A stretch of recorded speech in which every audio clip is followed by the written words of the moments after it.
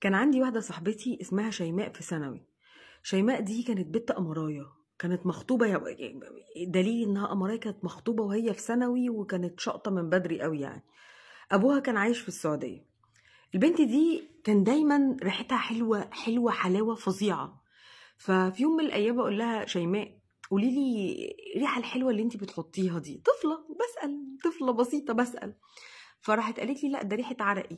البنت دي كانت بتعرق بغباوة، يعني على طول تلاقي وشها عرقان، ايديها عرقانة. قلت لها: ازاي يعني؟ مش مصدقاكي يعني. راحت قالت لي: اه صدقيني. طب بصي هاتي منديل. راحت عملت بالمنديل كده على ايديها، لحست عرق من العرق بتاعها.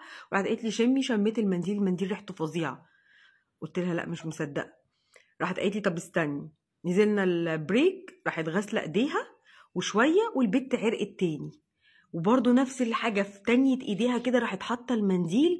شميت المنديل. البت ده معجزه بقى. لا خلاص بقى، انا كده صدقت. البت غسلت ايديها قدامي وطلعت عرق. البت تحطي هنا ايدك عليها واحتسبتها معجزه عند الله. وابتديت اتعامل مع انها شيماء المعجزه، وندور بقى على مشروع نعمله من عرق شيماء. ما هو عرق شيماء برفان ومسك، ريحتها جميله. المهم يا شاء السميع العليم وخلاص. يعني انا بالنسبه لي انا مقتنعه لمده سنين كتيره ان في ناس بتعرق برفانات، منهم شيماء.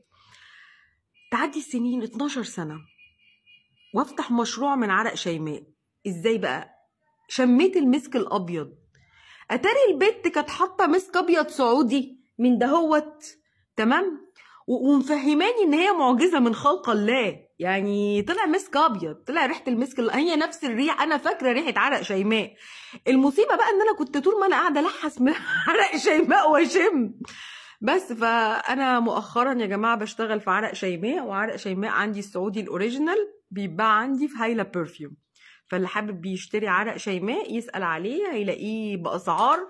يعني العرق بره بيتباع غالي جدا، وفي السعودية بيتباع غالي جدا. احنا جايبينه بأرخص، يعني ديل كده اتعمل، جايبينه بأرخص سعر المسك السعودي الأبيض أو عرق شيماء. المشروع اللي عملته من عرق شيماء فيه شكلين. في شكل التولة دي التولة اللي هي الكريستال. اوكي، دي لو عروسة عايزة تتفشخري بقى، تمام، فتعرقي من عرق شيماء. وفي التولة اللي هي العادية دي.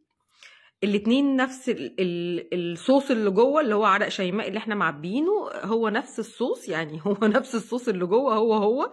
بس الاختلاف بس ان دي تولة تتحط على التسريحة بتاعت العروسة او كده.